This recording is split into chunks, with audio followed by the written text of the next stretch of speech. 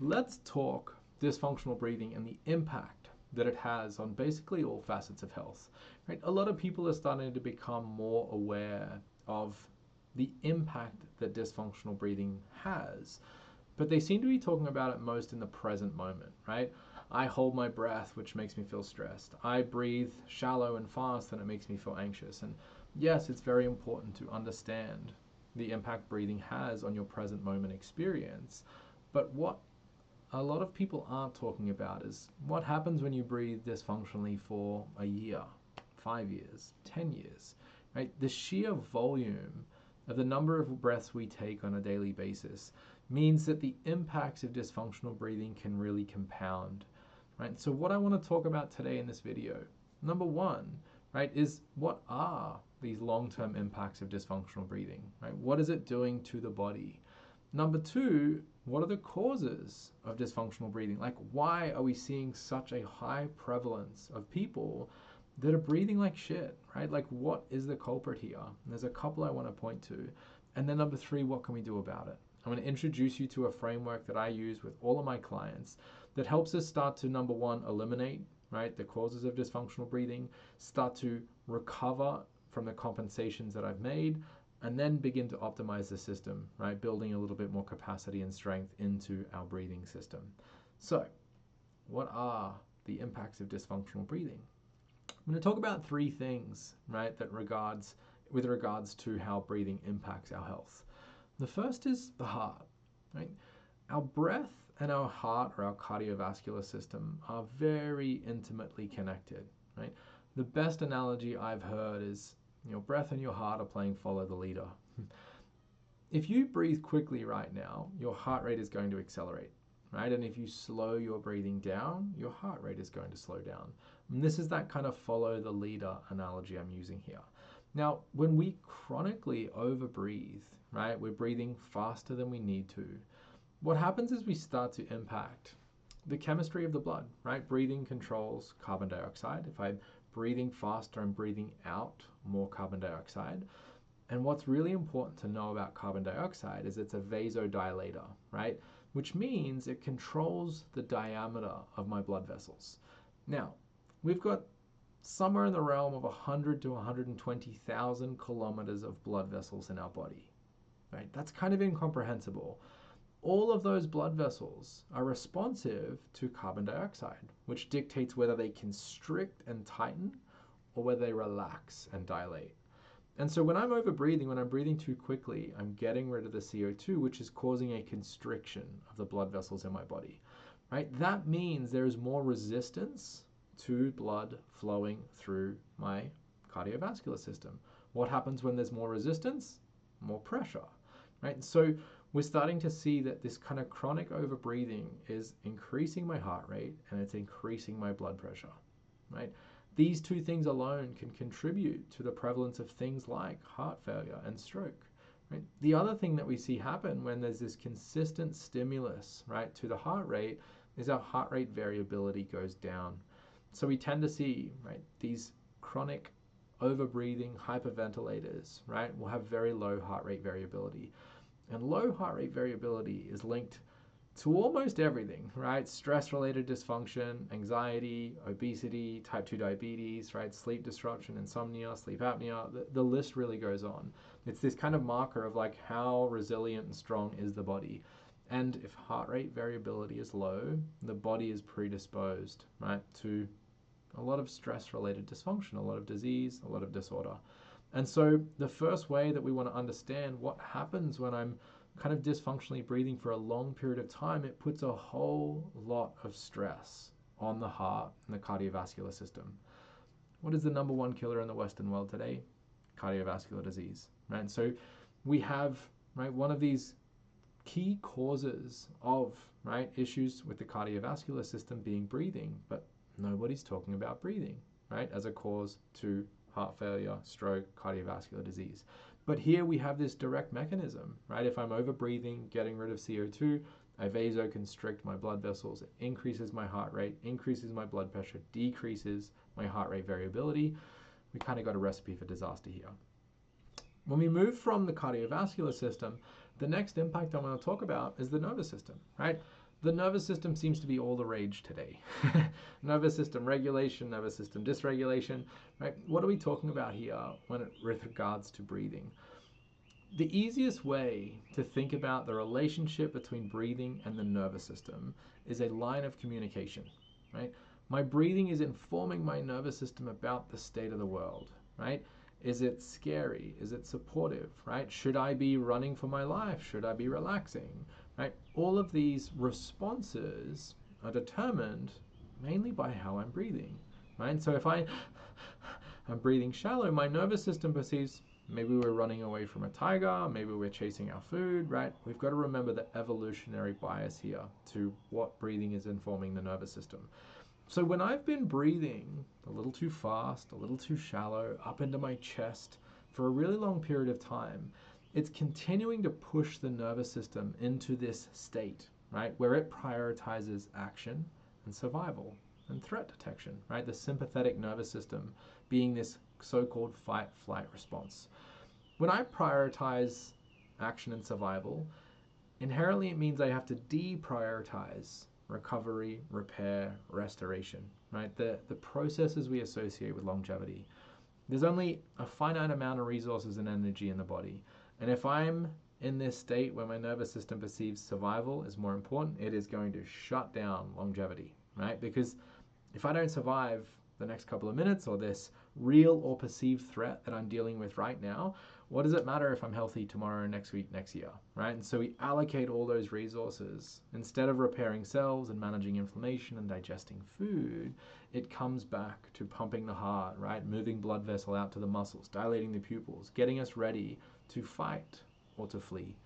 And when that is happening on a long-term basis, it really prevents people getting into this restorative healing state that we all have access to if the environmental conditions of my nervous system are met, right? Where my nervous system can perceive safety and it can prioritize these functions of recovery.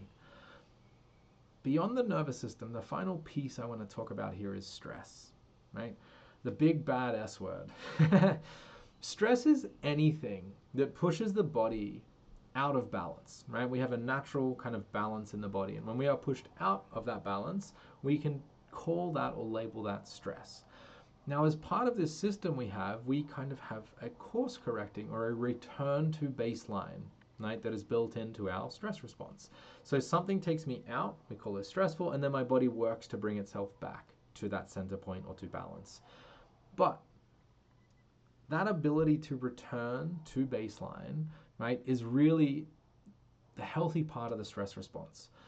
But if the thing that is pushing me out of balance is happening 24/7, you start to see how this is a problem. My ability to return to baseline is impacted because I'm actively pushing myself away from balance, breath after breath, minute after minute, hour after hour, right? 25,000 times a day. If my breath is pushing me, right, it has become the stressor because it's changing my physiology, it's changing the state of my nervous system, then it gets really hard, right, for my system, my body, to return to that level or that state of balance. And so when we start to look at breathing beyond the in-the-moment impact that it has on our experience, and we start to kind of expand that time horizon of what happens after a year, 5 years, 10 years, 20 years, yeah, we're going to have a hugely negative impact on the heart, the nervous system, and on my ability to actively tolerate and deal with stress. And you probably don't need me to tell you that stress is pretty common. There's no avoiding it, right? We do not have to suffer it, but we do have to deal with it. And so if my capacity is limited, I'm going to struggle in the face of stress. So here is the kind of long-term impact that dysfunctional breathing has. But why are people breathing so dysfunctionally? Like, what are the causes here? And this is something that is not being talked about enough. Right? It really comes down to the environment of my breathing. I know that's a funny word to use there, but you can't correct breathing or fix breathing without adjusting the environment that's causing breathing to be dysfunctional. What I'm talking about here is mainly the position of my body, right? My posture is arguably the biggest determining factor to my breathing, right? You can feel this, right? If you slump down and put your head down and try and take a breath, it's going to feel different to if you kind of straighten up, grow tall, and try and take a breath with an open chest, right? The shape of your body is going to determine how effectively you can breathe.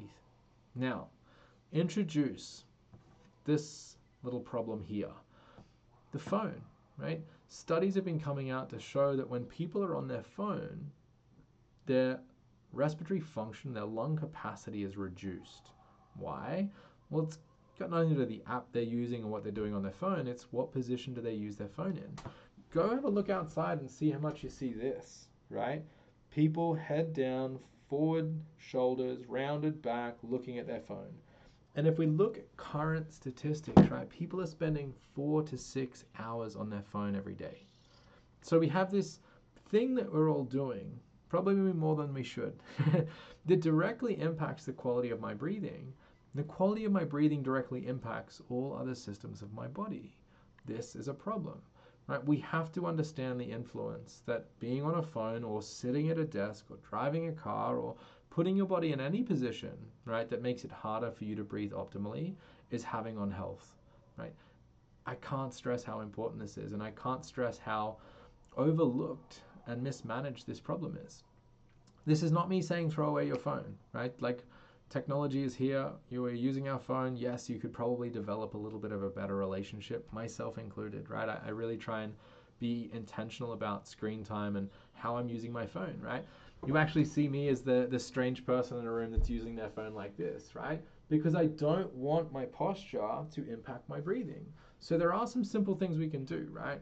Bringing a little bit more awareness and intentionality to how you use, right, certain things in your life. And it's not just the phone. If you spend 8 hours sat at a desk, I guarantee it's impacting your breathing. Why? Well, the position of your pelvis and your rib cage has changed. It makes it harder for your diaphragm to work effectively. This is impacting your breathing. So one of the main causes I see today of dysfunctional breathing is crappy posture, right? I'm not just talking about not standing up straight, but again, how we hold our body for prolonged periods of time, day in, day out, is going to impact our breathing, right? So what can we do about it? Well, one of the frameworks I always like to teach and share with my clients is the ACO framework: awareness, control, optimization, right? Most people jump straight to control, right? Is give me some stretches, or what exercises can I do to correct my posture, right? That is not enough. If every single day you spend 8 hours in a position that's shortening your diaphragm and stiffening your rib cage, I don't care how many exercises you do at the end of the day, you're not going to counteract 8 hours of sitting in a crappy posture or sitting with your head down. So we have to start with awareness, right? What position am I putting myself in when I use my phone? What position am I putting myself in when I'm sat at my desk, when I'm driving my car, when I'm sitting on the couch, right? Like, identify the things that you do consistently and check in with how you're breathing in those positions. And you will notice, right? We're starting to build this sense of self-awareness that if you notice what your breathing feels like when you're in a good posture, and you also notice what your breathing feels like when you're in a crappy posture, you will start to pick up on that feeling of your breath when you shift into a crappy posture, right? And then you can do something about it, right? There's no point having exercises to do if you don't know when to do them, right? So the awareness piece is super important, right? Becoming aware of how you breathe depending on what activity you're doing. The second piece is where we start to introduce some exercises and control. Yes, we do want to start to push back against some of the compensations that our body has probably made due to the consistent posture of inputting ourselves in, right? That comes to stretching and strengthening the diaphragm and mobilizing and freeing up the rib cage, right? I've got a couple of other videos on this channel that will show you exactly how to stretch your diaphragm and how to mobilize your rib cage. But here is where we start to try to undo some of the compensations that have been made, usually over a prolonged period of time, right? This is not a click your fingers and it's done. It's not an overnight fix. This is you starting to do the work, right? And begin to push back against a lot of the dysfunction that is often accumulated over a prolonged period of time. The third piece here is optimization, right? As you've started to breathe better, right? We now have more efficiency, right? Your body can produce more energy, it can remove more waste, it requires less in terms of your breath. You can breathe less, you get more out of each breath. We begin to build more efficiency into the system itself. This is where we start to look at things like improving someone's relationship with carbon dioxide, right? Improving the actual breathing patterns, the effectiveness of their diaphragm in different positions. And so we can start to bring in some elements of progressive overload. Yes, if you breathe well with your diaphragm whilst you're laying on your back, great. But what happens when you're sitting, standing, running, standing on one leg, at the bottom of a squat, hanging off a bar, holding your kid, right? Like, it's really important that we actually practice this optimal breathing patterning whilst we're doing things that we tend to do. Otherwise, what's the point? You know, like, I've seen wonderful breathers when they're laying down on their back with their knees bent, but the moment I put them under any stress or challenge, their breathing goes out the window. That is not useful. Unless you spend all day laying on your back with your knees bent, like it's a useless skill to breathe well in that position, but not breathe well in other positions. So we have to optimize breathing as a system, right? And that comes with a little bit more of a targeted strategy in strengthening, lengthening, and optimizing breathing in relevant positions, right? So if I just kind of recap and just pull us through this whole, spiel one more time, the impact of dysfunctional breathing is huge, especially as we start to take that into a longer time horizon. It's impacting the cardiovascular system, the nervous system, and my ability to tolerate stress. 3 hugely important things. Why do so many people breathe like shit? Well, the environment is set up in a way that's putting us in positions, our body into certain postures, that make it very difficult to breathe effectively. Unfortunately, the body adapts to what we do consistently. Right? It does not say, oh, well, I'm not going to adapt to this posture because it's not a great one. It just adapts. If you put yourself in that position every day, that's what you get good at doing.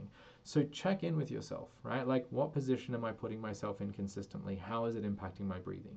And then what you can do about it is start to build more awareness. Start to build some systems of control, right? Improve and reduce the likelihood that you're compensating your breathing, that it is falling into this pattern because of your posture. And then finally, you can start to kind of stretch the system, right? Build in some actual optimization strategies, and that should come through optimizing your mechanics and your breath patterning, but also looking at your physiology. Again, there's quite a few videos on this channel that will talk you through those strategies. But I hope this helps shine a light on why we should be paying more attention to breathing, not just as an in-the-moment tool. Is it making you anxious? Is it making you feel stressed? Is it impacting your pain? But what is it doing long-term to the system? What is it doing long-term to health outcomes? And I'll tell you what it's doing. It is destroying them, right? And so the sooner we can actually address breathing, like now, today, the easier it is, right? The less we have to undo in terms of compensations. The longer you wait, the harder it gets, right? So I hope this helps you understand really the importance of breathing and what you can do about it.